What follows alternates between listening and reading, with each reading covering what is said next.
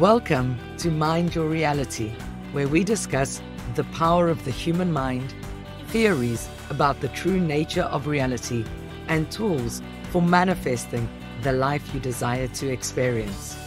I am your host, Tania Kotsos, the author of the award-winning book, The Adventure of I, and of the Mind Your Reality website. The Absolute, the one source of all existence. The Absolute is the supreme power. It is the single source or original cause of the universe from which everything emanates. It unifies everything and everyone, everywhere and eternally. Sacred teachings dating back thousands of years tell us of the existence of this absolute supreme power that goes by several names, including the All, the Source, the One, the Law, and of course, God. The three fundamental qualities that describe the Absolute are omnipotence, meaning all-powerful, omniscience, meaning all-knowing, and omnipresence, which means to be present everywhere at the same time. While its nature is absolute good, without an opposite, and by extension, absolute love. Your true self is an emanation or divine spark of this perfection, one and the same in quality and nature.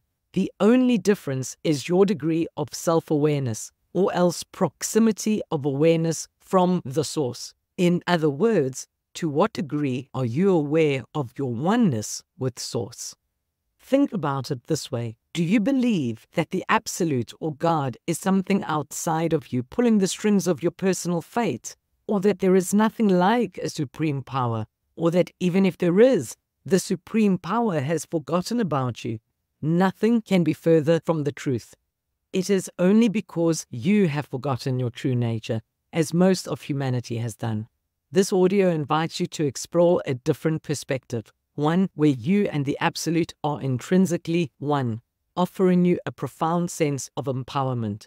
By remembering your true self, you get to know of the One or God within and reclaim your mind's power to manifest your ideal life, while finding an inner peace of poise and power that nothing can disturb. Irrespective of the name used for this absolute supreme power, humanity's misguided concept of the One has caused much confusion and discord, especially in the case of the name God. For the most part, this is because of an attempt to personify God in the image of man, rather than the other way around, which is man in the image of God. To understand a human being's true nature, one must look at the qualities of the One rather than projecting man's limitations on the One. As an aside, I will be using the various names given to the Absolute interchangeably in this audio so that you become familiar with them. The Oxford Dictionary defines something that is absolute as being not qualified or diminished in any way, existing independently and not in relation to other things, nor relative or comparative, and a value or principle which is regarded as universally valid or which may be viewed without relation to other things. This definition can be aptly used to define the Absolute, even if something that is infinite is beyond definition using finite words. In his 1909 book, The Arcane Teaching, written anonymously at the time, the New Thought author William Walker Atkinson defines the Absolute using 4 major maxims, which I'll now summarize, referring to the Absolute as the All. Maxim 1. The All is. This maxim describes the non-relative existence of the Absolute as having always existed and never having come into being. This means that the All or the One never came into being, unlike the universe, hence the name the Source. The All has always existed, unconstrained by space and time, and is thus infinite and eternal. Maxim 2. Beyond, higher, and older than the All, there is not. This maxim tells us that the Absolute or the One is all that is, all that ever was, and all that will ever be. Nothing exists outside of or beyond it. Nothing existed before it, as it always existed, and it is superior to everything. This then means that you yourself do not exist outside of it. Maxim 3. The all exists beyond time, space, and change, transcends the laws, is unconditioned, immutable, self-existent, independent, and abstract. This maxim tells us that the One is all-present or else omnipresent, existing everywhere at the same time in its entirety, beyond the change evidenced in space-time, while also being above the universal laws, which is why it is also called the law. It is limitless and unchanging, unlike the ever-changing things of the universe. The Absolute needs no cause to exist, nor does it depend on anything for its existence, as nothing is outside of it to depend on. Being abstract means that it is beyond representation by words or symbols, as those are used to describe finite things, and so is even beyond man's intellectual comprehension. Maxim 4. The all is the efficient reason, supreme power, and causeless cause of all things. This maxim tells us that the all is the original or first cause of the universe, but is itself causeless because it has always existed. Efficient reason refers to the Absolute's supreme intelligence or omniscience, meaning all-knowing, while efficient also suggests that nothing is created from scratch. All the perfect blueprints for anything and everything that can ever exist are already within the One. And finally, supreme power is a reference to the Absolute's omnipotence, or else being all-powerful. Bringing these four maxims together, the qualities that most concisely describe the Absolute are omnipresence, all-present, which means to be present everywhere and in everything eternally at the same time and in its entirety. Omnipotence, all-powerful, to have absolute power and be the single source of all power. This includes creative or manifesting power. And finally, omniscience, which is to be all-knowing, to have absolute knowledge as the single source of all knowledge, unknown and known to humanity, and unconstrained by space and time. Now, let us look at the nature of the Absolute. The One, as described by the Greek philosophers, represents the pinnacle of simplicity and unity, whose inherent nature is absolute good, without any opposite. I must emphasize that the ancient Greeks also referred to the One as the good, agathon. This means that the One is the ultimate source of all existence and goodness, transcending duality. Evil, in this context, is not considered a self-existing entity with its own source or a counterpart to good. Rather, it is a lack thereof. Evil, defined as anything less than perfect, harmonious good, be it in thought, action, circumstance, or otherwise, arises not as a force in opposition to the One, but as a result of a diminishing degree of participation in or proximity to the One in awareness. Being the good, only good can ever emanate from the One, and any perceived evil or deficiency in the 3D world is attributed to a separation or distance from this single source of all goodness. This proximity is not measured in distance, but in degree of awareness. The closer anything is to the One in awareness, the more perfect, good, and harmonious it is, while distance from the One results in ignorance, imperfection, and the distortion of good. This also explains why we feel closest to the divine when in nature, because its harmony, simplicity, and perfection is closest to source. Bringing this together, since the single source of all existence is good, and evil has no source of its own, we can declare, as Henry Thomas Hamblin said in his book Dynamic Thought, there is no evil, only infinite good. Now, absolute love as a concept can be naturally inferred to be a derivative of absolute good, since love, in its purest form and above duality, seeks the well-being, highest expression, and flourishing of all.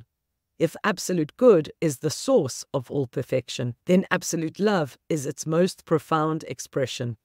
This is the foundation of the teaching that God is good and God is love.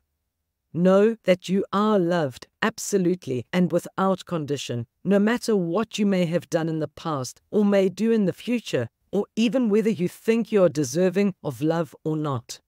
Being the good, the will of the Absolute, can only ever be for you to love yourself fully and completely, so much so that your self-love overflows, extending outwards towards all living beings and the universe at large.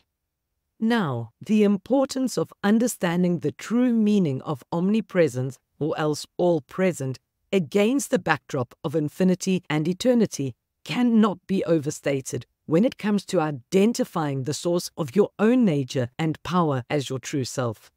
To comprehend the omnipresence of the Absolute, you must go beyond your conditioned experience of space, where one part of the One is present here and another part is present there. You must also go beyond your conditioned experience of time, where that part of the Absolute present today is different from what was present yesterday or what will be present tomorrow. Omnipresence therefore means that the Absolute or God is changeless and is always present in its entirety at every single point in space and time, precisely, by analogy at least, like every piece of a holographic plate contains the whole hologram. The New Thought author Judge Thomas Truward had this to say in his 1909 book, The Edinburgh Lectures on Mental Science, in which he referred to the Absolute as the originating life principle or spirit. Endeavor to truly understand the following excerpt. The great fact to be recognized about unity is because it is a single unit. Wherever it is, the whole of it must be. The moment we allow our mind to wander off to the idea of extension in space and say that one part of the unit is here and another there, we have descended from the idea of unity, which is absolute, into that of parts or fractions of a single unit, which is relative. It is therefore a mathematical necessity that, because the originating life principle is infinite, it is a single unit, and consequently, wherever it is at all, the whole of it must be present. Therefore, it follows that the whole of spirit must be present at every point in space at the same moment. Spirit is thus omnipresent in its entirety, and it is accordingly logically correct that at every moment of time, all spirit is concentrated at any point in space that we may choose to fix our thought upon. And that marks the end of the excerpt from Judge Thomas Truward. Let's look at what this means. The Absolute or God is by definition present in its entirety in every point in space and time, in every atom and subatomic or quantum wave, in everything tangible and intangible, from the colossal in size to the minute, including you and each and every one of your cells. This is the true meaning of omnipresence, underpinning ancient teachings that you are one with God, that your true self is your God self. An absolute identification of your oneness with the Absolute or God is a lifetime journey or one of many lifetimes. It is the ultimate return to source or home. It is, however, unlikely to happen overnight, at least not permanently, given your perceived experience of separateness and duality to date as part of your 3D experience. I do not say this to limit you, but rather to avoid any frustration that may arise when seeking a permanent sense of this oneness too soon. Having said this, it is not necessary for you to experientially know of your oneness with the One or with God to manifest your wants and desires and to improve every area of your life. Understanding, even if theoretically at first, that this absolute supreme power of good is by mathematical definition present within you in its entirety is the greatest source of inspiration you can ever come to find. And to be inspired is to be in spirit. Indeed, the etymology of the word inspiration is in and spirare, to breathe, meaning for spirit to breathe in you. Your power to manifest your reality through the power of your thoughts and imagination has its origin in the Absolute because your mind is an emanation of the One's mind that is universal mind. While your true potential power to manifest the life you desire is limitless, your actual power is limited to and by your level of awareness, and more specifically, self-awareness. In other words, to what degree are you aware of your true self? To what degree are you aware of your oneness with the One? If you believe that absolute power is out there, or that only part of it is within you, or that it doesn't even exist at all, then you have descended from the idea of absolute power to relative power. Put simply, relative power is limited to what you believe is possible and is often riddled with doubt, making manifesting frustrating and limited in its success. Nevertheless, even such relative power is enough, albeit limited, for you to start manifesting what you desire to experience, because absolute power is inherent within you, and you employ it naturally either way to varying degrees. The question is always a matter of degree. To what degree are you aware of your inherent power? Think about it this way. You can use electricity to power a single torch, even thinking it to be miraculous, not realizing that you can use the same electricity to power the entire planet. Now, knowing your true power is not about believing that you're above or better than others because you have figured it all out and they haven't. This is a sure sign that you are living exclusively in the 3D physical plane of me and outside things and people, while believing you have transcended it. Nor is knowing your true self about arrogantly believing or proclaiming that you are God and nothing else exists, or thinking that you are invincible and that nothing can touch you or get in your way. This attitude is an extreme that is best avoided because you will soon find yourself on the other extreme, feeling powerless.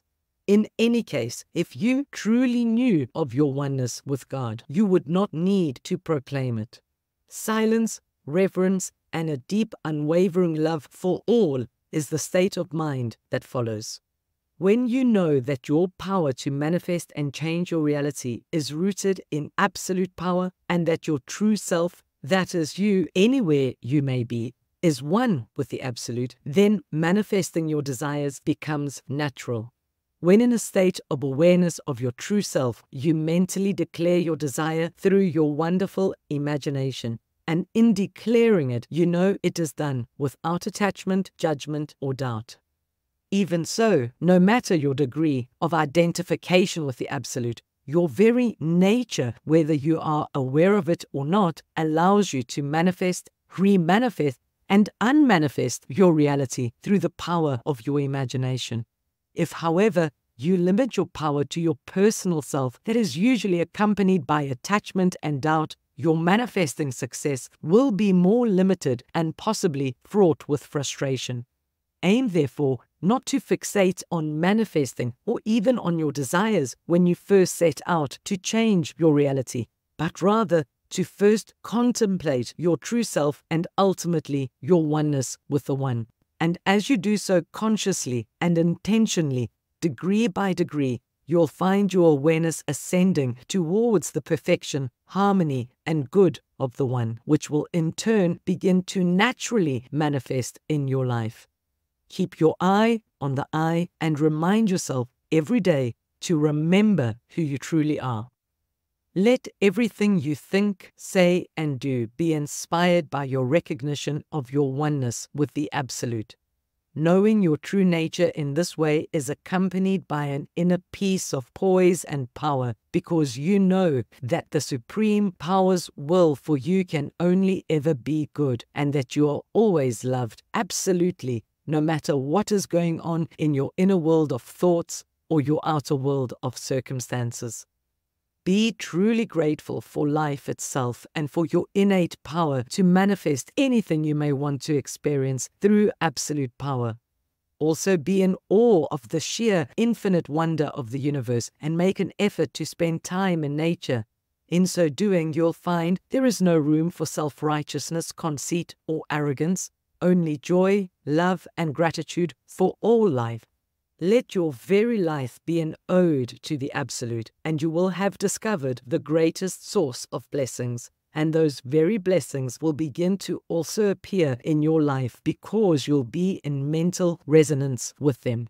And as you do, you will know that you are indeed one with God and that you are the one experiencing itself. In a nutshell, the Absolute, the One, or God, is omnipresent, omnipotent, and omniscient. The One's nature is perfect, absolute good, and absolute love, which can only, by definition, be God's will for you. The all-powerful and all-knowing Absolute is present in every point in space and time, including you in its entirety, meaning your true nature is one and the same with the Absolute, because it is all that is, the only difference being your degree of recognition or awareness thereof. Your power to manifest what you want through the power of your mind and wonderful imagination is absolute power, and be grateful for this power. Each time you imagine a desire you want to see manifest, endeavor to contemplate first your true self and your oneness with the One. And in that moment, you will know that what you desire is by law done. And that brings us to the end of the audio version of the article. I hope you have enjoyed it and gained the knowledge and motivation to start using your mind with greater self-awareness and intention. Because we did cover a lot of ground, I encourage you to re-listen and also to read the article. You can do so by visiting the website at www.mind-your-reality.com. There you'll also find a large number of other articles by category, as well as a number of tools, and I encourage you to study and use them. You can also subscribe to the newsletter and follow me on social media, including YouTube. And last, and most certainly not least, thank you for listening and for your time. And I hope you will continue listening in the future. This has been your host, Tania Kotsos. Be well always.